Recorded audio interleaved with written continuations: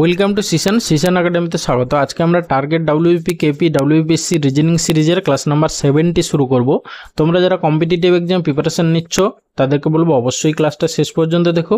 এই টাইপের রিজনিং এর কোশ্চেন তোমরা পরীক্ষায় পেতে পারো। তার আগে একটা কথা বলি, দেখো প্রতিদিন আমি তোমাদেরকে অ্যাটলিস্ট 10 কোশ্চেন সলভ করাই, সেই জন্য বলবো দেখো এটা ক্লাস নাম্বার 70 ইন্টু 10 মানে হচ্ছে 700 কোশ্চেন আমি অলরেডি সলভ করিয়েছি, ঠিক আছে? সেই জন্য বলবো দেখো একটা কথা আছে জানো, বিন্দু বিন্দুতে হয় সিন্ধু। সেই জন্য তোমরা ছোট ছোট করে প্র্যাকটিস করো, প্রতিদিন প্র্যাকটিসটা যেন থাকে, সেই জন্য এই সিরিজটা, ঠিক আছে? সেই জন্য বলবো তোমরা রেগুলার বেসিসে এই সিরিজটা ফলো করো, দেখবে এর বেনিফিট অবশ্যই পাবে। ওকে, চলো লেটস স্টার্ট। তার আগে আরও একটা কথা বলে রাখি যে এটা প্র্যাকটিস সিরিজ, সেই জন্য তোমরা আগে নিজেরা সলভ করো, তারপর অ্যান্সার মেলাও, তাহলে কিন্তু আসল প্রিপারেশন হবে। ওকে, আর বেশি কথা বলবো না, চলো দেখো ফার্স্ট কোশ্চেন কি আছে। 3টে নাম্বার দেওয়া আছে, ঠিক আছে, তার মাঝখানে একটা জিজ্ঞাসা চিহ্ন। এটা নাম্বার সিরিজের প্রবলেম, বুঝতেই পারছো। আচ্ছা, প্রথমটা থেকে দ্বিতীয়টা কত বেড়েছে আমরা দেখি, বা কমেছে। প্রথমটা থেকে দ্বিতীয়টা কমেছে, মানে 3917, সেখান থেকে 3526 কত কমেছে তোমার 1, এখানে 11 থেকে 2 গেলে 9, তারপরে এখানে দেখো তোমার কত কমেছে 3, ঠিক আছে? একটু খেয়াল করো এই 391 দেখো, এইখানে 391 এর ফার্স্ট 3টে ডিজিট 391 বিয়োগ হয়ে গেছে।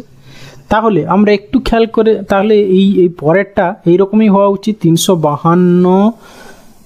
এইটা থেকে দেখি 352 বাদ দিই, দেখি কি হচ্ছে। এটা হচ্ছে কি তোমার 4, 12 থেকে 5, 7 5 12 7, আর এইখানে হচ্ছে গিয়ে তোমার 1, মানে 3174। দেখি অপশানে আছে, হ্যাঁ। ওকে, তাহলে এটাই হবে অ্যান্সার। পরেরটা আরও টেস্ট করে দিতে পারি, তাহলে এর পরেরটা এই যে 3174 মানে 317 বাদ যাবে। তাহলে এখান থেকে 317 যদি আমরা বাদ দিই, দেখি আমরা এইটা শেষেরটা আসছে কিনা একটু চেক করে নিই আরও। এখান থেকে 7, 14 থেকে 7 গেলে 7, তারপরে এখানে 6 থেকে 1 গেলে 5, তারপরে এখানে দেখো তোমার 31 থেকে 3 গেলে 28, দেখো 28 57 মিলে যাচ্ছে, তাহলে অপশান এই অ্যান্সার। ওকে, এরপরে আছে কোশ্চেন নাম্বার 2। কি বলেছে দেখো, বলেছে অমিলটি খুঁজে বের করুন। এইগুলো দেখো তোমরা যদি জানো এই টাইপের কোশ্চেন সলভ করতে পারবে, আদারওয়াইজ কিন্তু পারবে না। এখানে হচ্ছে গিয়ে তোমার এই যে টেলুরিয়াম বাদে বাকিগুলো এইটা এইগুলো হচ্ছে গিয়ে সব ধাতু, আর এইটা হচ্ছে অধাতু। সেই জন্য এটাই হচ্ছে অমিল, মানে অপশান ইয়ে হবে এখানে অ্যান্সার। ওকে, তাহলে এইটা যদি জানো পারবে, আদারওয়াইজ পারবে না। ওকে, এরপরে আসি কোশ্চেন নাম্বার 3। কি বলেছে, ফায়ারকে কোট করা হলো এইটা, তাহলে শর্টকে কোট করা হবে, তার শেষ অক্ষরটি কি হবে বলেছে। আচ্ছা, এখানে দেখো শেষ অক্ষরটা, এখানে ই ছিল 5 পজিশন ভ্যালু, সেখান থেকে তোমার সি হয়েছে মানে 3 হয়েছে, ঠিক আছে, মানে 2 কমে গেছে। তাহলে এখানে টি আছে, টি মানে হচ্ছে কি 20 থেকে 2 কমে দাও 18 মানে কার পজিশন ভ্যালু আর, তাহলে শেষেরটা অ্যান্সার কি হবে না, অপশান শেষের লেটারটা আর হবে, তাহলে অপশান ডি অ্যান্সার। ওকে, এরপরে আছে কোশ্চেন নাম্বার 4। বলেছে এ এর অর্থ মাইনাস সি এর অর্থ ইত্যাদি ইত্যাদি, তাহলে এইটা ইকুয়াল টু কত। তাহলে আমরা কী করবো, প্রথমে যে লেটারের জন্য যে সাইন সেটা বসিয়ে দিই আগে। তাহলে 14, সি মানে হচ্ছে গিয়ে গুণ, তারপরে এ মানে হচ্ছে গিয়ে মাইনাস, ই মানে হচ্ছে গিয়ে তোমার প্লাস, তারপর ডি মানে হচ্ছে গিয়ে ভাগ। ব্যাস, আগে হবে ভাগের কাজ বদমাস রুল অনুসারে, তাহলে 2 2 4, তারপরে হবে গিয়ে গুণের কাজ। দেখো 14 3 42 মাইনাস, এখানে দেখো -12 প্লাস 2 মানে হচ্ছে কি -10, মানে 32 হবে আমাদের অ্যান্সার, মানে অপশান ডি অ্যান্সার। ওকে, এরপরে এসে কোশ্চেন নাম্বার 5। দেখো বুঝতেই পারছো এটা ডিরেকশন টেস্টের কোশ্চেন, তাহলে তোমাকে ছবি আঁকতে হবে। ডিরেকশন টেস্টের ক্ষেত্রে সবসময় তোমার এইরকম ছবিটা মনে রাখতে হবে, খাতার উপরের দিকটা সবসময় নর্থ, আর হচ্ছে তোমার ডান হাত যেদিকে সেদিকে হচ্ছে ইস্ট। ব্যাস, তাহলে এইদিকে সাউথ হয়ে গেল আর এদিকে হচ্ছে ওয়েস্ট হয়ে গেল। ওকে, তাহলে এই অনুযায়ী ছবি আঁকো। বলেছে কিশোর 10 কিলোমিটার উত্তর দিকে হাঁটলো, তাহলে এরকম করে একটা পয়েন্ট থেকে 10 কিলোমিটার উত্তরে গেল, তারপরে সেখান থেকে 6 কিলোমিটার দক্ষিণ দিকে গেল, তারপর সেখান থেকে আবার এই দিক থেকে তাহলে 6 কিলোমিটারের দিকে চলে এলো, ঠিক আছে, 6 কিলোমিটার চলে এলো, তারপর সেখান থেকে 3 কিলোমিটার পূর্বে গেল, এখান থেকে 3 কিলোমিটার পূর্বে গেল এরকম করে। এখন সে তার যাত্রা শুরুর স্থান থেকে কত দূরে এবং কোন দিকে আছে। দেখো তাহলে এইখানে যদি তার যাত্রা শুরু স্থান হয়, তাহলে এইটা আমাদের বের করতে হবে। দেখো এইটুকু 3, আর এইটুকু আছে 4, তাহলে অবভিয়াসলি এটা 5 হবে। আর এইটা এই ডিরেকশান মানে এই যে নর্থ ইস্ট, হ্যাঁ মানে হচ্ছে গিয়ে উত্তর পূর্ব দিকে 5 কিলোমিটার উত্তর পূর্বে আছে, মানে অপশান সি হবে অ্যান্সার।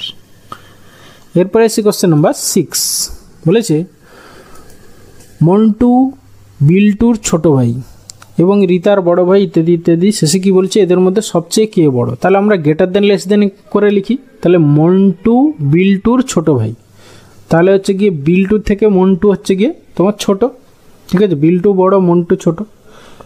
এবং রিতার বড় ভাই, মন্টু হচ্ছে বিল্টুর ছোট ভাই আর রিতার বড় ভাই, ঠিক আছে, রিতার হচ্ছে বড় ভাই, মানে রিতার হচ্ছে গিয়ে রিতার থেকে হচ্ছে গিয়ে মন্টু কি বড়, তাহলে এখানে রিতা হয়ে গেল।